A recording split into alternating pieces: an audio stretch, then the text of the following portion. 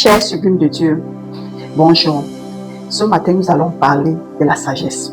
Nous allons parler de la connaissance. Parce que vous savez, la sagesse, toute sagesse qu'on a, n'est pas une vraie sagesse. La vraie sagesse, ça commence par la crainte de l'Éternel.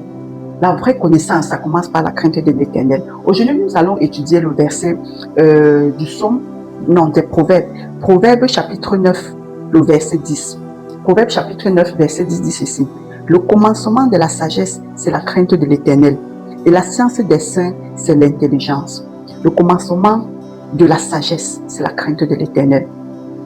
Vous savez, pour accueillir la vraie sagesse, il faut craindre l'Éternel.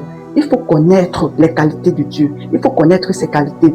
Il faut agir de telle manière que tu te dis, est-ce que ce que je suis en train de faire, ça plaît à Dieu? Est-ce que la manière que je suis en train de me comporter, est-ce que ce comportement plaît à Dieu? Même si personne ne te voit. Moi, je dis toujours ça. La crainte de Dieu, ça commence au moment où tu agis. Tu agis quand personne ne te voit. Comme si quelqu'un te voyait. C'est-à-dire, tu as peur de faire quelque chose quand personne ne te voit. Donc, tu es seul. Il n'y a personne autour de toi. Mais tu t'abstiens à faire certaines choses. Pas parce que cette chose-là, tu ne peux pas la faire. Mais parce que tu crains l'Éternel. Parce que tu es en train de te demander que est-ce que ce que je suis en train de faire, est-ce que ça va plaire à Dieu? Est-ce que ce que je suis en train de faire là, est-ce que ça va lui plaire? C'est là. C'est pour ça que la Bible dit le début de la sagesse, c'est la crainte de l'Éternel. Et quand tu fais ça, ça t'empêche. C'est même pour te protéger toi. Et cette sagesse même, c'est pour ta protection. Comment est-ce que vous pouvez expliquer que quelqu'un qui est médecin, quelqu'un qui a fait des études, il est docteur, il est médecin, il connaît ce qui nuit à sa santé.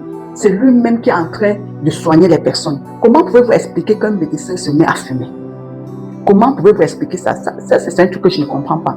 Quand je vais à l'hôpital, je vois les médecins en train de fumer. Moi, je me demande que celui-ci-là, il a quelle sagesse?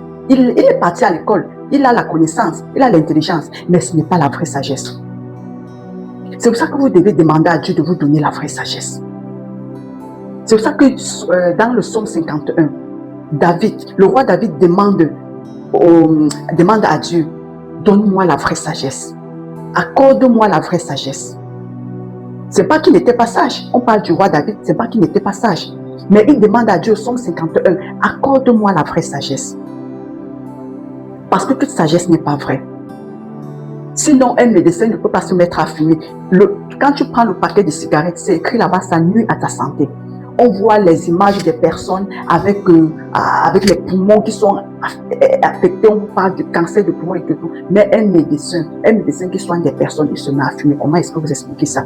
Comment vous expliquez une personne qui prend l'alcool, qui sait qu'il est sourd, qui sait que là où il n'est plus stable, il passe se mettre au volant pour conduire? Comment est-ce que vous pouvez expliquer ça?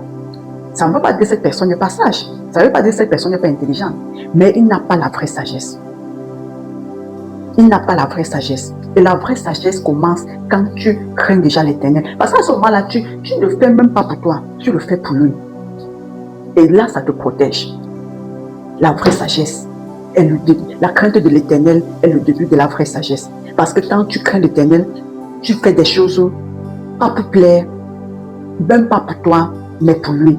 Et ça te protège toi. Donc écris en commentaire, à partir d'aujourd'hui, je prie Dieu de me donner la vraie sagesse.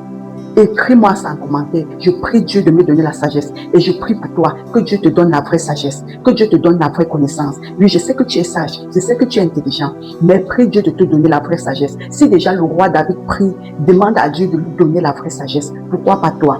Donc prie Dieu. Je prie aussi pour toi que Dieu te donne la vraie sagesse. Et n'oublie jamais que tu es le seul héros ou la seule héroïne du voyage de ta vie. Glory be to the Lord. Partage cette vidéo à une personne pour édifier cette personne. Et on se dit dans la prochaine vidéo. Shalom.